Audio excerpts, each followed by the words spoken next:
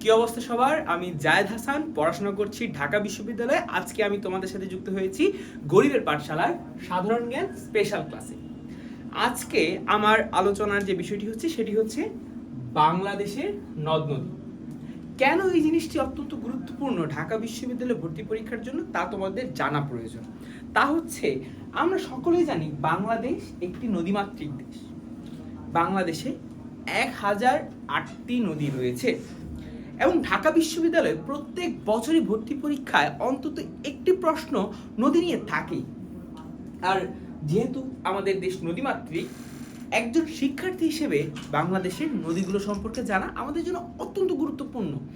তাই আজকে আমরা এই ক্লাসটিতে বাংলাদেশের নদী নিয়ে জানবো। তাই তোমরা যারা স্ক্রিনে আছো এখনই খাতা কলম নিয়ে বসে যাও, কারণ আজকে আমরা বাংলাদেশ সম্পর্কে জানবো। বাংলাদেশের নদ নদী সম্পর্কে জানতে গেলে দুটি বিষয় মাথায় রাখতে হবে। সেটি হচ্ছে, এক, বাংলাদেশের মানচিত্র মনে রাখা, দুই, ভারতের কোন কোন জায়গা থেকে বাংলাদেশের নদীগুলো আসে সেগুলো মনে রাখা। কেন ভারতের নাম বললাম? কারণ ভারত হচ্ছে বাংলাদেশের চেয়ে একটু উঁচুতে থাকে, তাদের জায়গাটা একটু উঁচু জায়গা হওয়ার ফলে নদীগুলোর সবগুলোর প্রবাহ দিক বাংলাদেশ হয়েই বঙ্গোপসাগরে পতিত হয়। তা যদি আমরা জানি তাহলে আমাদের বাংলাদেশের মানচিত্র সম্পর্কে আগে একটা ধারণা রাখতে হবে। তারপর পাশাপাশি আমাদের ভারতের একটা মানচিত্র সম্পর্কে একটা রাফ আইডিয়া থাকা প্রয়োজন। কেন তা আমরা ভিডিওতে জানতে পারবো। এখন যদি আসি বাংলাদেশের মানচিত্রটা নিয়ে, বাংলাদেশের মানচিত্রে আমরা যদি খেয়াল করি আমরা দেখতে পাই বাংলাদেশে অনেক নদী। এই ম্যাপটিতে বাংলাদেশের শুধুমাত্র প্রধান নদীগুলো নিয়ে আলোচনা করা হয়েছে, কিন্তু বাংলাদেশের আনাচে কানাচে সব জায়গায় নদীতে ভরপুর। কোনোটি উপনদী, কোনোটি শাখা নদী, কোনোটি আবার বৃহৎ নদী। এখন আমাদের জানা প্রয়োজন আসলে নদী কোনগুলো, উপনদী কোনগুলো, শাখা নদী কোনগুলো। এগুলো যদি আমরা না জানি তাহলে কি আমি পদ্মাকে উপনদী বলতে পারি, বা ব্রহ্মপুত্রকে কি আমি উপনদী বলতে পারি, বা আসলে কি কোনো শাখা নদী কিনা, এটি নিয়ে আমাদের প্রশ্ন থেকে যায়। এবং ঢাকা বিশ্ববিদ্যালয় অনেক সময় প্রশ্ন করে নিচের কোনটি উপনদী বা শাখা নদী। আসলে আমাদের জানা দরকার আজকে যে উপনদী কি, শাখা নদী বা মূল নদী কি। যে সকল নদী নিজে নিজেই প্রবাহিত হয় আর কোনো দিক পরিবর্তন করে না সেগুলোকে বলা হয় নদী।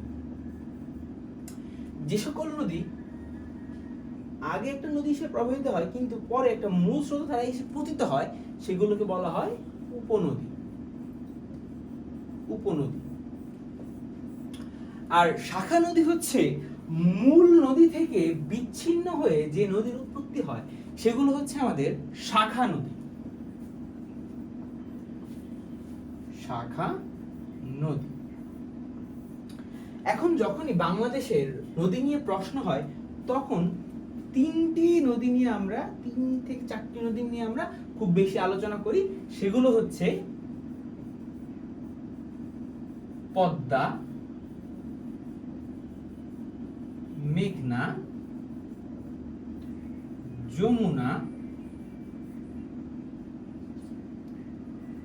যমুনা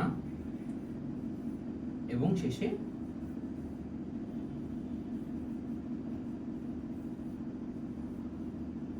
ব্রহ্মপুত্র। এই নদীগুলো হচ্ছে বাংলাদেশের প্রধান নদীগুলোর অন্যতম। এর বাইরেও কিছু প্রধান নদী আছে, সেগুলো আমাদের আলোচনায় আসবে, কিন্তু মূলত আমরা এই চারটি নদী থেকেই ধীরে ধীরে সব নদীর দিকে আগাবো। বাংলাদেশের একটি নদী, যে নদী আলোচনার কোনো শেষই হয় না আসলে, সেটি হচ্ছে পদ্মা নদী। পদ্মা নদীর পূর্ব নাম ছিল কীর্তিনাশা। কীর্তিনাশা। তোমরা যারা খাতা কলম নিয়ে বসেছো তারা এই নামগুলো লিখে রাখো। আমি মাঝে মাঝে বলবো যে কোন নদীর আদি নাম কি ছিল। যেমন পদ্মার আদি নাম ছিল কীর্তিনাশা। কীর্তিনাশা নামটা কেন আসলো? কারণ পদ্মার ভাঙনের কারণে অনেক মানুষ তার অনেক সহায় সম্বল হারিয়ে ফেলে। সেই দিক থেকেই তার নামটি প্রাচীনকালে ছিল কীর্তিনাশা। ধীরে ধীরে সেটি পদ্মা নামে রূপান্তরিত হয়। পদ্মা নদীর উৎপত্তি স্থল হচ্ছে আমাদের ভারতের হিমালয়ের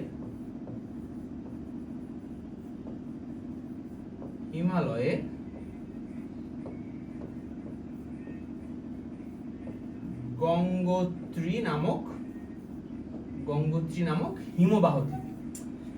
আমরা যদি খেয়াল করি, এইটাই হচ্ছে বাংলাদেশের সেই পদ্মা নদী, যেটি ভারত থেকে বাংলাদেশে প্রবেশ করে রাজশাহী জেলা দিয়ে। সেটির উৎপত্তি এইখানে, খেয়াল করলে তোমরা দেখতে পারবে আমাদের হিমালয়ের গঙ্গোত্রী নামক হিমবাহ থেকে। এই গঙ্গোত্রী নামক হিমবাহ থেকে যে নদীটির উৎপত্তি, সেটির নাম কিন্তু পদ্মা না, সেটির নাম হচ্ছে গঙ্গা। তার মানে ভারতের পদ্মার ভারতীয় যে অংশ, সেটির নাম হচ্ছে গঙ্গা। আর বাংলাদেশে যখন সেটি রাজশাহীতে প্রবেশ করে, এখানে দেখা যাচ্ছে রাজশাহীতে যখন গঙ্গা নদীটি প্রবেশ করে, এইখানে তার নাম হয়ে যায় পদ্মা। বাংলাদেশের নদীগুলো যেমন বাংলাদেশের জন্য আশীর্বাদ, ঠিক মাঝে মাঝে সেগুলো কিন্তু একটু অভিশাপ হয়ে যায়। আমরা বর্তমান সময় দেখছি বন্যার কি ভয়াবহ পরিস্থিতি। এই ভয়াবহ পরিস্থিতির কারণ কিন্তু বাংলাদেশের নদীগুলো। ঠিক একইভাবে বাংলাদেশের নদীগুলোর দ্বারাই কিন্তু বাংলাদেশে যাতায়াত ব্যবস্থা প্রাচীনকাল থেকে অনেক উন্নত। বাংলাদেশের নদীগুলো দিয়ে বিভিন্ন পণ্য বাংলাদেশের সকল জায়গায় আমরা পাঠাতে পারি, যেটি এখনো চলমান। অনেক জায়গায় সেটি হুমকির মুখে, কিন্তু এই নদীগুলোই আমাদের পণ্য পরিবহনের অন্যতম প্রধান উপায়। আমি যেটা বলতে এখানে ছিলাম, পদ্মা নদী রাজশাহী জেলা দিয়ে বাংলাদেশে প্রবেশ করেছে। এখন যদি পরীক্ষায় প্রশ্ন আসে যে পদ্মা নদী কোন জেলা দিয়ে বাংলাদেশে প্রবেশ করেছে, আশা করি আমরা সবাই উত্তর করতে পারবো কোন জেলা, সেটি হচ্ছে রাজশাহী জেলা। আরেকটি নদী হচ্ছে বাংলাদেশের অন্যতম গুরুত্বপূর্ণ নদী, সেটি হচ্ছে ব্রহ্মপুত্র নদী। এই যে ব্রহ্মপুত্র নদীর উৎপত্তি হচ্ছে সুদূর চীনে। এই নদীটি ভারতে না, কিন্তু উৎপত্তি হচ্ছে চীনে। চীনের কোন জায়গায়?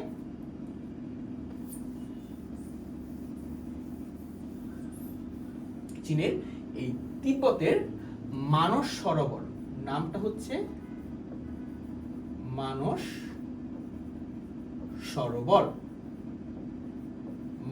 সরোবর নামক জায়গা থেকে আমাদের উৎপত্তি হয়। কোন নদীর? ব্রহ্মপুত্রের উৎপত্তি হয়। এই জায়গা থেকে ব্রহ্মপুত্র নদী আমাদের দেশে প্রবেশ করে। এখন যদি খেয়াল করো, আমি বলেছিলাম বাংলাদেশের মানচিত্র মনে রাখতে হবে বাংলাদেশের নদীগুলো জানতে হলে।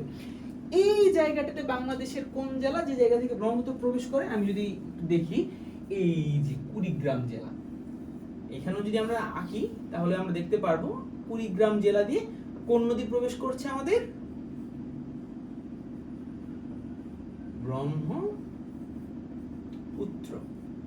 এখন যদি বলা হয় ব্রহ্মপুত্র নদী কোন জেলা দিয়ে বাংলাদেশে প্রবেশ করে, আমরা উত্তর করতে পারবো কিনা? সেটি হচ্ছে কুড়িগ্রাম জেলা দিয়ে। কুড়িগ্রাম জেলা দিয়ে ব্রহ্মপুত্র কিছু দূর আগানোর পর সেটি আবার দেখো দুই ভাগে কিন্তু বিভক্ত হয়ে গিয়েছে। এখন কথা হচ্ছে, ভাইয়া তাহলে দুই ভাগে বিভক্ত হলো কেন?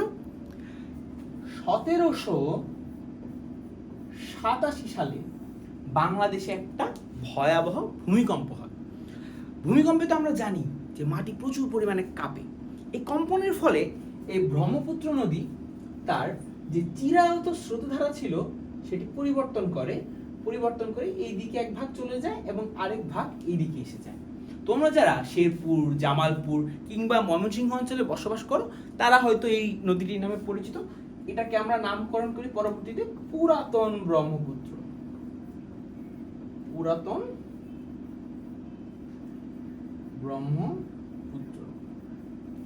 এই পুরাতন ব্রহ্মপুত্র নদীটি আজকের দিনে অনেকটাই মৃত, কারণ অনেক নদী খনন, অনেক অপরিকল্পিত বাসস্থান নির্মাণের কারণে নদীটি আজকে মৃত প্রায়। কিন্তু এক সময় এই নদীটি অনেক জৌলুসপূর্ণ ছিল, যেটির ফলে আমাদের উত্তরাঞ্চলের সাথে আমাদের পণ্য আদান প্রদান অনেক বেশি হতো। যেটা বলছিলাম যে 1787 সালে এই ব্রহ্মপুত্র নদী এই জায়গা থেকে আরেকটা শাখা বের হয়, যে শাখাটাকে আমরা বর্তমানে নামকরণ করি যমুনা নামে। এখন যদি প্রশ্ন হয় যমুনা তাহলে কোন নদীর শাখা নদী, আমরা কি বলতে পারবো কিনা? সেটি হচ্ছে ব্রহ্মপুত্র।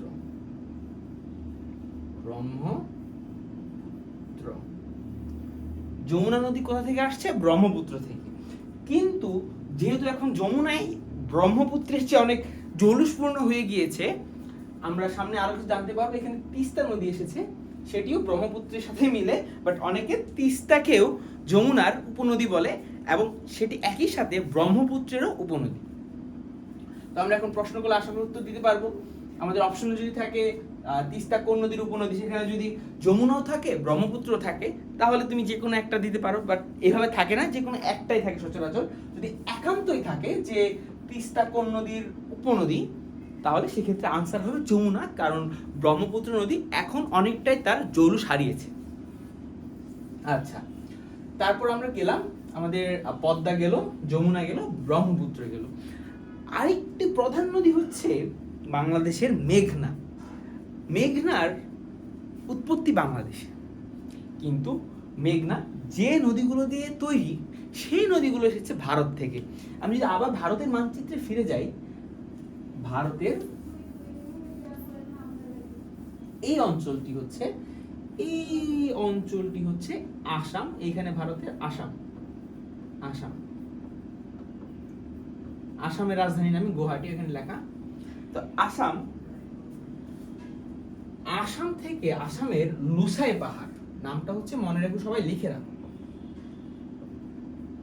লুসাই পাহাড়।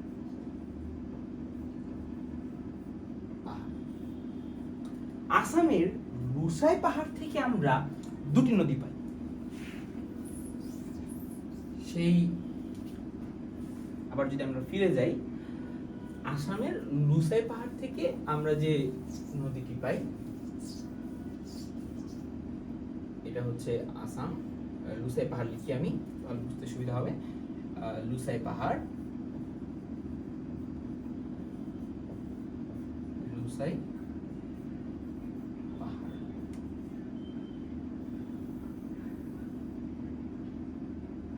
আসামের লুসাই পাহাড় থেকে আমরা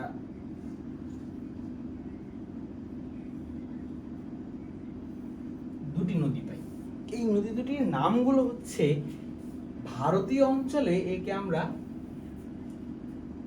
বরাক নামে চিনি, ভারতীয় অঞ্চলে বরাক, বাংলাদেশে এসে হয়ে যায় সুরমা।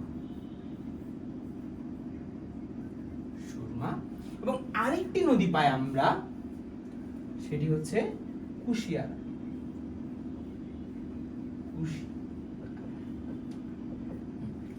এই সুরমা ও কুশিয়ারা নদী দুটি মিলিত হয় হচ্ছে আমাদের হবিগঞ্জ জেলার আজমিরিগঞ্জে। হবিগঞ্জ জেলার আজমিরিগঞ্জ।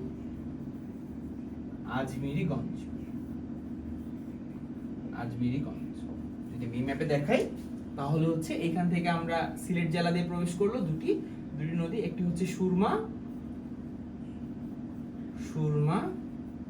কুশিয়ারা।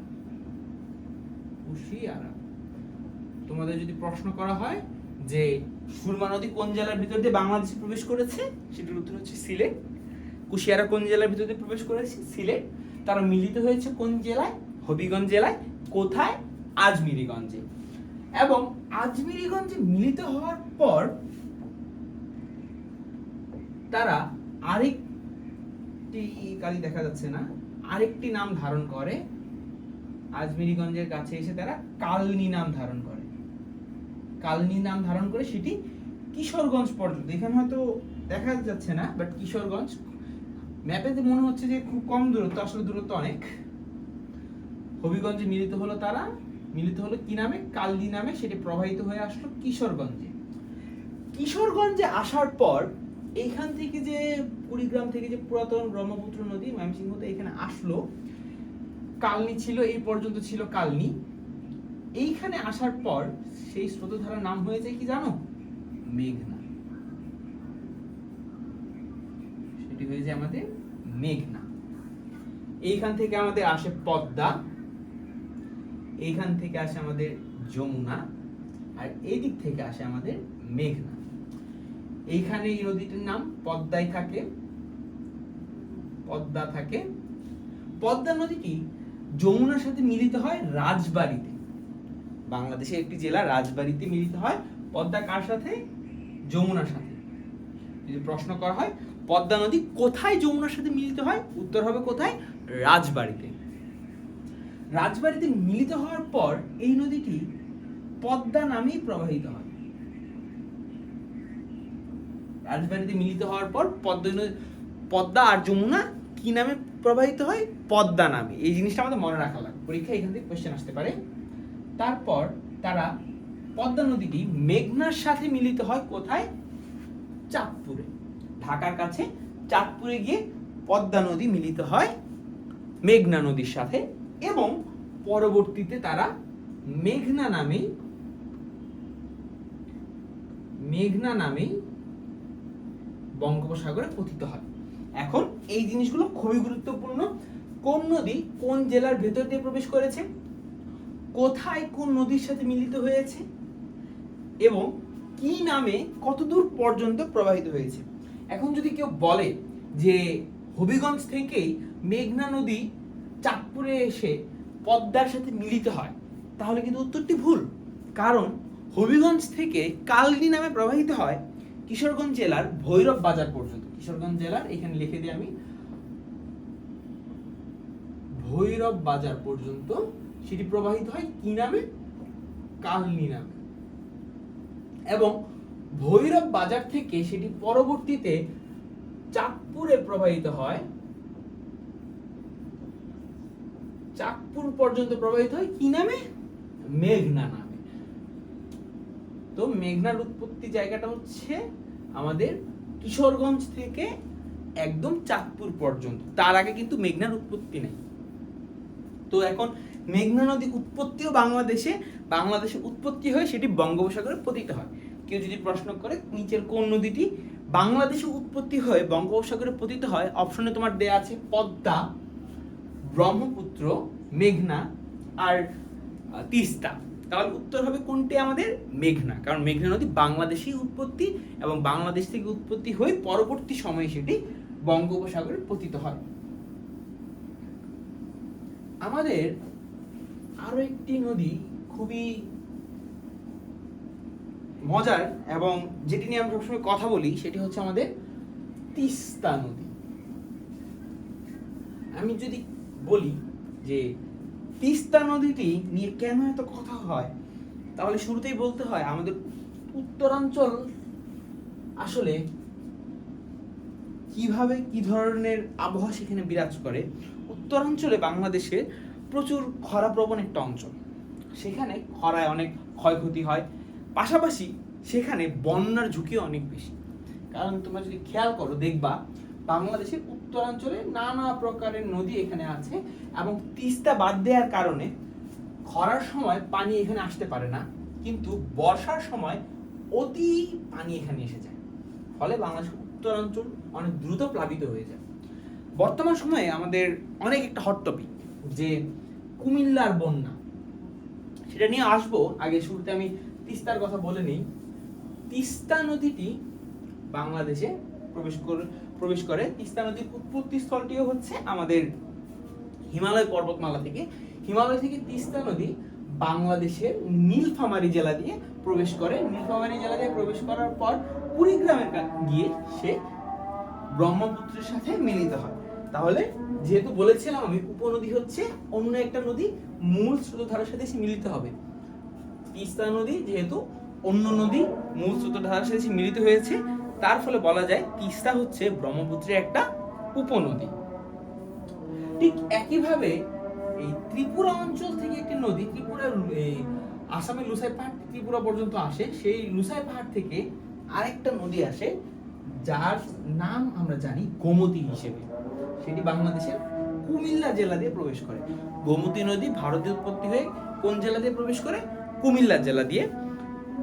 এবং এর জন্যই এই নদীটিকে কুমিল্লার দুঃখ বলা হয়। দুঃখ বলার কারণ আমরা এতদিন অনেকে জানতাম না যে কেন আসলে গোমতীকে কুমিল্লার দুঃখ বলা হয়। ডম্বুর নামে একটা জায়গা আছে সেখানে ত্রিপুরায়, সেখানে একটা বাঁধ দেওয়া হয়, ডম্বুর বাঁধ বলে সেটাকে। সেই জায়গায় বাঁধ দেওয়ার কারণে গোমতী নদী তার জৌলুস হারিয়ে ফেলে। কিন্তু বর্ষায় যখন সে বাঁধটি খুলে দেওয়া হয়, অনেক বেশি পানি কুমিল্লার ভিতরে প্রবেশ করা শুরু করে, যার ফলে কুমিল্লার দুঃখ। গোমতী আসলেই কেন কুমিল্লার দুঃখ সেটি আমরা সবাই সচক্ষে দেখতে পাচ্ছি। ঠিক একইভাবে তিস্তা নদী এই নীলফামারী দিয়ে প্রবেশ করে কুড়িগ্রামের সাথে এসে মিলিত হয়। এর জন্য আমরা তিস্তাকে বলি হচ্ছে ব্রহ্মপুত্র বা যমুনার উপনদী। আর গোমতী যেহেতু এখানে কুমিল্লার কাছে আসে, আসার পর এখানে মেঘনার সাথে মিলিত হয়, তো গোমতী হচ্ছে মেঘনার একটি উপনদী। এই জিনিসগুলো আশা করি আমাদের মোটামুটি ক্লিয়ার, এবং আমাদের মূল নদীগুলো কি কি সেগুলো আমরা কভার করতে পেরেছি। বাংলাদেশের নদ নদী নিয়ে, বাংলাদেশের উপনদী, শাখা নদী নিয়ে তোমাদের জন্য নেক্সট ক্লাস অর্থাৎ পার্ট 2 তে থাকবে একটি বিশেষ আলোচনা। তাই দেখতে চোখ রাখো আমাদের গরিবের পাঠশালা ফেসবুক অফিসিয়াল পেজে। ধন্যবাদ সবাইকে।